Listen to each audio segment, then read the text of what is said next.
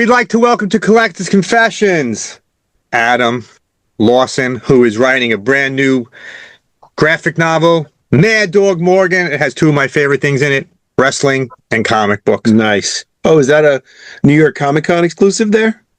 Yeah, so this is the New York Comic Con exclusive ashcan. I went through my stack in about 4 seconds there at the con. Awesome. So the book is actually a 160-page, full-sized, color hardback book with a beautiful slipcase. So it's a huge thing. But we did these beautiful New York City Comic Con ashcans. An exclusive cover here by Maxi Dallo with colors by Mike Spicer. And I love ashcans. I'm a big fan of collecting them. Love ashcans. Yeah, I love them. And we did this, digest sized with the black and white pages Very on the nice. inside, so in true ashcan form. And it's 16 pages. It's enough to set you up in the world. The two conflicts, this haunted house and this wrestler that are about ready to collide. Nice. Yeah. No, I love getting that. We did this you can't feel it, but we did this soft touch laminate, so it's has this sort of nice feel to it as well. How can I get one? Yeah, well, we can send you one when we send one out for the campaign. We'll send some out. I would grab one at New York Comic Con. I had no idea. We would have went. We were there. We were there on Saturday all day. Oh, no way! Well, of course, the day I wasn't there. Perfect. It's to be expected. But I actually love New York Comic Con. I feel like San Diego's been my home con for a long time because I live in. But New York, I think I maybe even like it a little bit better, and just the way it's sort of laid out in the Javits Center versus the San Diego Convention Center. So Yeah, we'll get to San Diego one day. I go to New York every year for the last 15 years apparently. Oh wow. According to my daughters, it's become a family experience. So we've heard that Mad Dog is like Powerbomb and The Shining mixed together. It's horror and wrestling and comics. That's a great way example. Daniel Warren Johnson's Do a Powerbomb meets Stanley Kubrick's The Shining, right? Smashed in together, because it's the tale of Mitchell Mad Dog Morgan, right? He's the burned out indie wrestler, a jabroni, a jobber, somebody who never made it to the big arena. And he feels he's become an alcoholic, and he feels like his life has all meant nothing. So he decides he's going to go drink himself to death, and he picks the abandoned house to go do it in, not realizing this abandoned house is actually a haunted house. Nice. And inside of it, this house wants to break him down and pervert and transform him into one of the monsters that fills the halls of this house. And this house can only be seen or found when you're at the bottom of your life. It lures in those who are hopeless, and it destroys them. And so all of his failures actually set him up to this event, right? Because you can't see the house unless it's ready to have you see it. And so even though he feels like a failure, he's actually, all of his runway of failures have prepared him for the main event of his life, which is to do battle with this haunted house and to free the souls that are trapped inside it. So you get this tale of somebody who feel like they're ready to throw in the towel, that has prepared them for the real event. And so you get this great redemption story tucked into this awesome world of horror and wrestling. And now the story starts in the ring and then gets us into the house. And then much of the action and the physicality of it plays out wrestling style as he's dealing with these monsters. So it still keeps that ringside over the top feeling. And also he was an indie jobber whose problem is he didn't have a finishing move, right? Yeah. And also he wasn't good at dazzling the marks, right? Good dazzle the marks. You can get, and for anybody who doesn't know wrestling, the marks are the crowd, it's the audience. And so I know that. and so there was this feeling that that his coach was always saying, listen, you can take a beating because he's got this extra thick skull like nobody else, and you can push the envelope, but you can't dazzle the marks. And that's wrestling. And so that's sort of his thing to learn in the world of wrestling, is how to dazzle the marks, right? It's his physical journey to solve his, emotional, spiritual problem. And I think that what I love about wrestling, particularly for comics, is wrestlers are like superheroes. They're big, they're over the top, they're loud, they're leaping off, doing a moonsault off the top rope, which in a real life street fight is less effective, but it's great in the ring. And I love that this story gets to fuel these two worlds together. This world of horror, there's this great interview that I saw of Jake the Snake, if you remember from back in the day. Yep. Back in the WWF, and his interview, it's his documentary called Behind the Mask, and he's crying in this interview because he never got to him, right? He never got there, and all the feelings that he felt, and his dad died, it never happened, and that was sort of the impetus for me for this story, guys. Like, I remember seeing that interview, and it just sat with me for years. I'm like, I need to tell the story of what that would be of the guy who never got to be dad proud, right? Right. And so that was kind of the initial pinnings of this, and then it evolved from there, as you took, because I think what I love about horror so much is that it's a great genre to mash up, because it prevents your story from becoming a sob story or too sappy or too boring. Right. And it gives people this great sense of fear and excitement and action, while underneath it, you can give these great, you can have these great emotional arcs, but you don't get buried in them, from a story standpoint. What I really like is that it plays right into one of the tropes of haunted house stories. Well, really good haunted house stories, in that the psychological state of the person in the house has to kind of match with the house for it to work. Yes. So we go to things like The Haunting of Hill House, where the main character is psychologically, ready to be sort of absorbed by the house, or Jack Torrance in The Overlook. That there's a certain the protagonist state has to be the right one for the house to grab onto. I like that. That's right. Yeah, you got to be ready, and I think that's what makes a house horror so great. Is it essentially takes internal turmoil and slaps it on the walls around you. Yeah, right. So you can see it, and there's this great tactic we use in Mad Dog Morgan, where he comes into the house and there's this TV that's there, and it starts playing old movies, except in these movies, Bogart gets killed and gets killed, and Jimmy Stewart leaps off the bridge, and it doesn't play the story of his life, but it starts to corrupt it and pervert it, right? Yeah, and it's kind of twist him, and there's an announcer on it, and this is a motif that the house starts to use to sort of break him down, right? To toy with his and I think that's what makes a great house horror, is that really it's a psychological story playing out. So how did you get here? Like, have you been a comic book fan your whole life? You're obviously, and just the way you talk, you're a wrestling fan. We could tell that.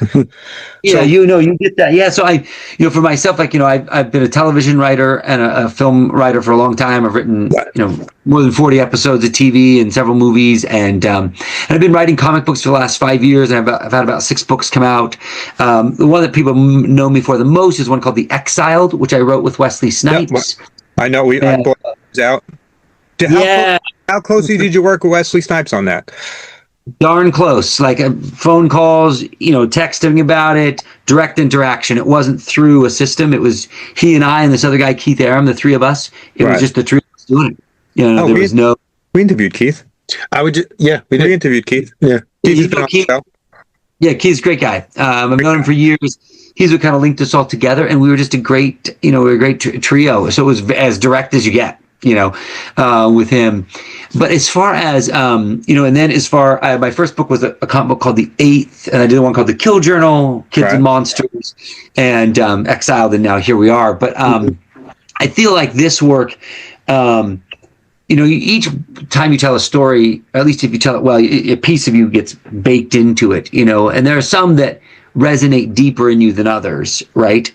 And I think this one resonates maybe the deepest of all that I've put out so far, and I really love it completely. And I think Maxie's just incredible art also was the perfect feeling for what this story should feel like. Really good.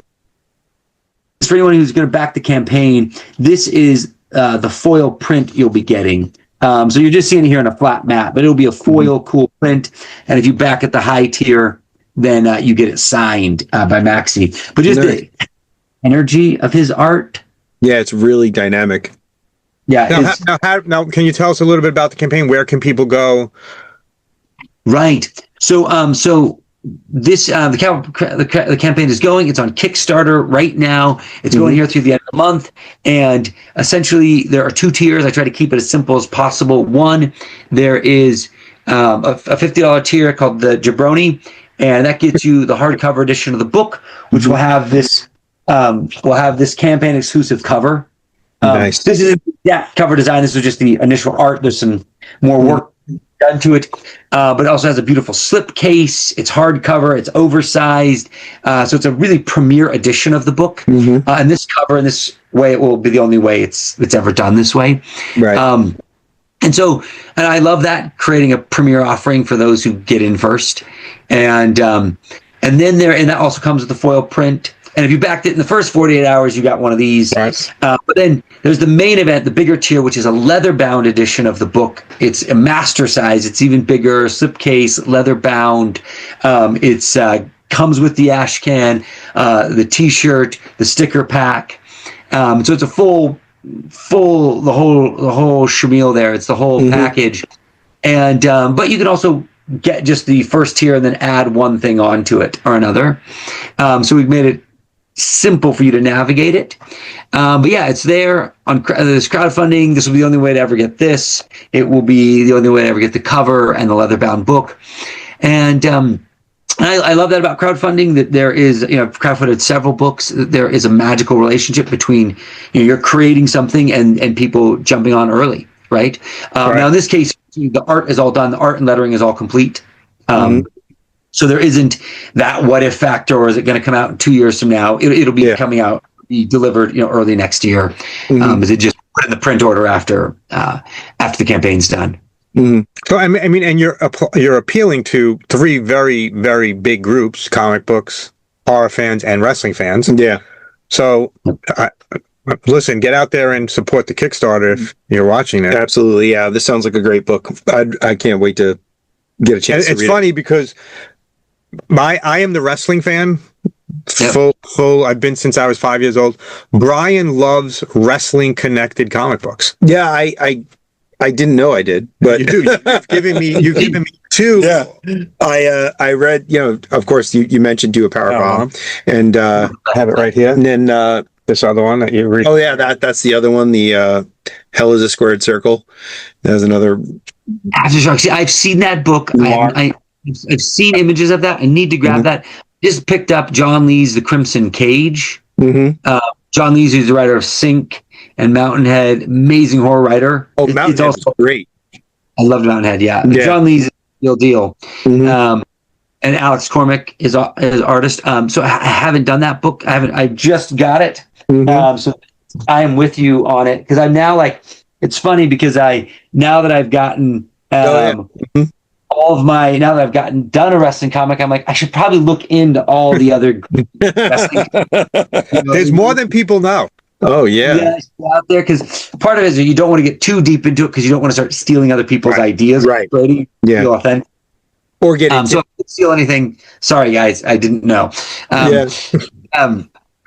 But I think, from the wrestling side of it, what's fun is, you'll see in this, you'll see there's a good Frankensteiner that plays out.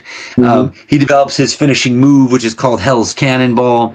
I thank you for that. Because he's the heel, he's the jobber heel, so he never got to have finishing move, which is, so signature. And so and that was one thing when Max and I were talking about this, it was like, when I was trying to describe a Frankensteiner or a now, is he a wrestling fan? Is Max a wrestling fan or not really? No, I mean, he's definitely. I think he's a wrestling fan like many are. He grew up watching it as a kid, because you do. Right. But he isn't necessarily a diehard fan today. But he's certainly enjoys the medium, and certainly when it's like, hey, we're going to do a Frankenstein or we're going to do a moonsault, like those wrestling moves need to execute as they should. Right, or wrestling fans are going to kill us. So when he does a Frankenstein and he calls it out and he gets the guy's head by his knees. You know what Frankensteiner is? Not quite. I love that you're saying Brian has no idea what a Frankensteiner is. It's like, imagine somebody has jumped. It's hard to describe with your hands. Like somebody has jumped up onto your head. Imagine grabbing you with their knees and flipped you over the back. All right. Actually, pretty hard. Who created it? Oh, sorry. I don't know, but that is a heck. Scott Steiner. Oh, did he? Okay. That's It's- why. which is- That's why it's a Steiner. It's a Frankensteiner. It's Scott Steiner started back before he was. Yeah, I was trying to make the connection with the doctor. No, it's no. I mean, it's amazing. I just saw it recently. I was watching a ladies' fight from AEW, and I saw a Frankensteiner play out. And it's a hard move to execute. It's not hard simple. move to execute. Hard move to execute. Yeah. For both people. Which I love though, because I feel like the athleticism in modern WWE is high. Mhm. You know what I mean? And especially even on the ladies' side, the athleticism is like what's happening in the ring is a different level than what I was experiencing as a kid, which is how far they're pushing it. Yeah, and the reason why that is, I'm a student of wrestling, is we have an influx of Mexican and Japanese wrestlers, and it's the style in America has become a nice mixture of those two, very different than what American wrestling was like years ago. And that's what I agree. I love it. The Japanese and Mexican wrestling, I totally agree with it. Because now you see the WWE, you've got some sort of luchador types. You've also got like Io Sky and other Japanese players that come in, and like it's kind of what's happening also too in comic books, where you get like manga and Western art smashed together. So you do a Powerbomb, or like Maxi's art has a lot of the skill and technique of Japanese comics and put into Western style. And I think it's so exciting in this way. Yeah, it really is. Wrestling, it may be, I mean, a lot of people my age would disagree, but it may be the best it's ever been skill-wise right now. That's a good point. Skill, it feels peak. And especially like, and just, I know that also too from the ladies' side has like, which had always been a thing, but now the way the ladies have escalated, when I think about like Rhea Ripley or The Man, or I think about Becky Lynch or Stephanie Vacquer, like what they're doing in the ring is crazy. Or Sol Ruca, what that girl's doing, like athleticism is very high. Oh, it's like it's never been. It's not like a sideshow anymore. It's really become a big part of each episode and each pay-per-view and stuff. It's been fantastic. Yeah. So, it's main event level. It's main event level work. Off wrestling topic. How did you get set up with Lab Press to work on this book?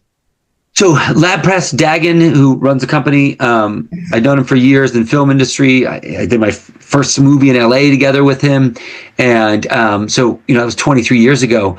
And, he started this comic book company a couple of years ago with some film folks and a fund. And I pitched him out some different things, but nothing had quite landed. But then I seen this one, and this one I said it finished. It's like, here's the book.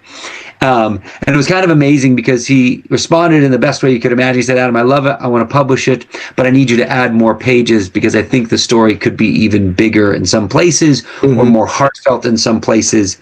Add 10 or 12 more pages. And I love that feeling that he was like, actually, I love what you have. Let's take it farther. So they've been a great partner. The Lab Press has been awesome. And they are, they're a new operation, a relatively new operation, just a couple of years here. Their first book was a book called Essentials, which was a great sci-fi tale. And they've, which I backed it on crowdfunding, and I loved it. And now they've had Super Science come out. They have a new book called Hunger that's just dropped. They have this other one called Creatures in Corridors, which is like, imagine that Dungeons and Dragons, the cartoon, where kids are playing D&D and it comes to life, except instead now the D&D world invades their home, so the orcs come in and kill their parents and and wipe everyone out, and now they have to like fight the D&D world invasion. Oh, that sounds really cool. Mm-hmm. Yeah, well, it's amazing. That's how you get on our show, because they reach out to us. So they've come to us a couple times before to talk to creators of a new book that's coming out, and we appreciate that because this is what we love to do more than anything else, is talk to creators, especially someone who's making a wrestling horror comic book. I don't think you get better than that for us. So. Yeah, really. I agree. So, how does this book stack up with the other books you've put out, like with Exiled and Kids and Monsters? Right? Yep. So Kids and Monsters I did with Maxi as well, and Mike Spicer was the colorist who did Do a Powerbomb. This is Kids and Monsters, and much more of a YA story. So I think all of my books I think have a great resonance with the audience. I get massive great feedback. I love them, and And so it's been a great success. I think as far as it stacks up, I think that what this is is with some stories, you feel like you do one or two things right. Right. And maybe you got the art perfect on this one, or the ending worked perfect for this one, or the dialogue was great on this one, or this one feels like all of the pieces I am as happy as I could possibly be with all of the pieces. I think I would say is the difference between it and the works that had come before it. And not that I didn't love the other works, but I think that you're shaping things, and there's always variables because you're dealing with other creators in the mix, of getting it to land as strong as you want. And I feel like it's there. That's good to hear. Yeah, that sounds great. Anytime, if you never backed into my stuff, now is the time to get in, because you'll get it. This is it. This is the one. This is the main event, baby. So tell us about your journey into comic books. How did you start? Well, so I loved comic books as a kid, and then I fell out in my mid-20s, and then I was doing Snakes on a Plane, and Sam Jackson had come to set for this. We were shooting the credit sequence, and Sam Jackson came to set, and he was reading Brian Azzarello's 100 Bullets. Wow, it's a great series. Mm-hmm. I love it with all my heart. And I said, gosh, if that's cool enough for Sam, that's got to be cool enough for me. So I went to the comic book shop, and I picked up volume 1 of that, and then plowed through all 13 volumes. And that really changed my whole world of what a comic book could be, because I grew up as a product of Jim Lee, right, and Liefeld, and Miller, and I loved, there are superhero books, but that's kind of what comics were to me, was superhero books, and 100 Bullets was like, oh no, that's just the surface of what comic books could be.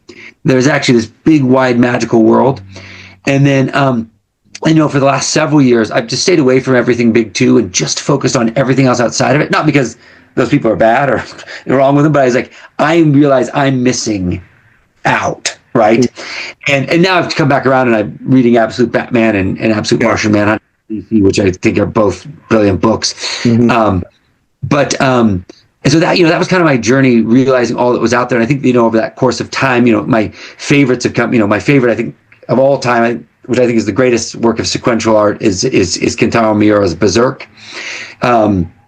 It was my favorite of all time, and came to love the work of Alan Moore. Obviously, Jodorowsky's Inkle and Meta Barons is so seminal, and Frank Miller's The Hard Goodbye. So that's kind of like my journey into comics. And then about 5 years ago, I said, I'm going all in on this. I'd been writing television for years, and I said, I'm going to do this. And so, books, and then started meeting with publishers, and then that sort of became how it happened. So I kind of beat my way in with a hammer. It's like paying for my own books, crowdfunding them, and just like hitting walls until things started to open up. Yeah. So how does the experience of writing for Hollywood prior to this compare to writing comic books now? So, I mean, you said 23 years you were writing TV and movies in Hollywood. How now is it different writing comic books, and that are totally different, media? Yeah, so I mean, there's different mechanics, right? Because a comic book is a literary work, right? People see your words. Yeah. Versus a movie where they hear your words, right? And so, though I'll never forget the feeling. I wrote this movie called A Game of Assassins for Lionsgate, and I went to China to was on set when we were making it. I remember the first time hearing actors say my words, that weren't like, in a rehearsal or audition, but somebody truly performing it in a moment is quite for sure. But there isn't going to be somebody else to translate it. It's going to be your words. And there's a different pacing, because instead of like budget and minutes, you have panels and pages, right? You have your own sort of limitations to work in. But at the core of it, I think what makes it so different is because it's a literary work and your words are going to live on the page visually, there is a different set of skills needed, and not a different. Let me take that back. There's a different way to see your work, right? I also letter a lot of my own books. This one I didn't. Dave Lights did. He's amazing. And lettering was one of the best things to help my writing, because then you could start to lay it out, and you see how it's going to lay out on the page. So then you can correct your writing because you know how it's going to live visually versus just in a Word document, which is no one ever reads. Yeah. And so. And I'd say, obviously I when you're doing film and television and the commercial world, which I produce lots of commercials as well, you have lots of notes, lots of filters, lots of editing going on. Whereas in a comic book, I'm able to work without a filter, right? Like, I don't have like, hey, for this commercial, we need this race of people, this age of people, this thing, this product, it's an unfiltered creation. It's what's in your head and heart. Yeah. And you get it edited so that it's refined, you know what I mean? Because you don't just want to throw out people a poorly realized version. Like, I think unedited is not what you want. Unfiltered is what you want. Something that has been refined, but it has not been constrained or hindered by odd filters or things you need to loopholes, right? And so that part of comic book writing is the best. It is the very best. And that's also true because I'm creating my own books versus I'm writing, Batman or something. Right. But that's the joy, is that you're not writing somebody else's work. And so there's a different emotional connection. So that's, I think, the big difference. So a lot less sort of outside opinions included as well, and requirements and all that other stuff. Yeah. That's correct. And that's what makes it's a more unfiltered version, right? It's when I made this, I wrote and directed and show ran this series called Escape the Night, and my star and I just got to make that show. I actually know it. Oh, amazing! My daughter watched it when she was younger. Ah, fantastic. Okay, well, that was me. And I think my greatest creative work on the film and TV side, and that was unfiltered. That was just myself and my star. And this first season, the studio didn't really know what we were making. They were like, I'm confused what this is. Like, I don't know quite how this works. And they were restructuring, so executives are getting fired so much no one could kind of keep up with what we were doing until we made it. Though there were some great executives who then came on to help, but it was a truly like unfiltered filmmaking experience, and it was pure magic. And you don't get it that often, but we did for a time. So that's what I love about it. But that's a long-winded answer to your question, but. No, that's a great answer, actually. So you have the experience in Hollywood. So how long before you option Mad Dog, Morgan? No, I don't. That's something that I'll be collaborating with the lab on. They have film ties as well too. And I always say this: it would be exciting to see it as a film because it would be exciting to get it to a wider audience. But I don't need it to be a film for it to have mattered. Right. Like that isn't the end game. I didn't imagine Mad Dog Morgan wasn't a movie in my head that I made a comic book. It was a comic book. And if it only ever lives there, is great. But I do know the value of taking something to the screen broadens the audience and also brings in more readers. Right. And lifts everyone, along the way. I think, Ollie is an amazing artist. Invincible is great. The animated series has only elevated that, right? Right. And has improved his, even though he doesn't draw the animated series, it's definitely improved his personal income and his personal life. Absolutely. Right? Yeah. And it would be great for that to happen to the other artists and colorists who work on this book. So, that I can't deny the value of that. So right now, who plays Mad Dog Morgan? I thought about that, in a perfect world, it was 20 years ago and it was Mickey Rourke. But I don't think that it's him now, and I have thought, somebody asked this question as well too. I thought, I don't know if you saw Iron Claw that, Zach, he was pretty amazing in that. I was wildly impressed, but I think if of available actors that are there, I think about Tom Hardy. I don't know if you saw his movie The Warrior. He definitely has the physicality for it. He's actually a world champion jiu-jitsu. Yes. He's the real thing. And he knows how to carry the weight of sin, you know what I mean, on him in his performance. In the same way Mickey Rourke sure does. They know how to carry the weight of sin. And I think that he's somebody that could do it. He'd be amazing. Would that ever happen? I don't know. But Tom, if you're listening, this one's for you. You heard it here first. Tom Hardy's going to play Mad Dog Morgan in the movie version. That's so funny because I happen to have Tom Hardy right now. We're interviewing him right after you. That's funny. Did you see that at New York Comic Con with the Vault? Adrian Walso was talking about it. That Post Malone is the big rig. The big rig, yeah. Yeah, it was amazing at the panel that they were there, and Adrian was there, and Post Malone was there, and then Michael Bay just came out and said, "I'm making this film." No, man. You know what I mean? And for Adrian Wassel, who I have a lot of respect for, has been there at the Vault for years and really championed this project, and Nathan Gooden, the artist who really came from nothing, did Barbaric, and then got Big Rig, and then now to see somebody like Michael Bay come in and say, "Dude, your stuff's great." Yeah. What a life-changing moment for them. It was a big. That's a big deal. Yeah, I mean, obviously, Post Malone knows what it's like to be at the top of the world. Right. For those, he's already there. But for those other guys, just like the tears of just like, oh my life, we made it. So that's, you bring up a good point. Then, are you going to be doing the show circuit? You're going to be hitting any conventions coming up? Anything planned yet? Or so at the moment, it was just New York. And then, but I'm sure next year, once the book is out, right. We'll definitely land San Diego next year because the books will be out in stores, and then because we're kind of in this odd space in between where we want to deliver to backers first before anything else, and we don't want to mess with that. So probably it'll be cons next year, but great. That's good to hear. Hopefully you're at New York again, and we can come say hello in person because we go every year to New York and. We'd love to go to San Diego, but it's a little far for us right now. And you can never get tickets because you never had them. If you never bought them before, it's impossible to buy them now at this point. I know it's so hard. Well, guys, it is awesome to talk comics and wrestling with you guys. It has been fun. I love that you guys are out there promoting and pushing. Anything you need, you're welcome back on the show anytime you want. So when the book is ready to hit. Next year, come back on and we could talk about what might be next for Mad Dog or what you have coming up next. And I will do all the research necessary to understand more about wrestling by then.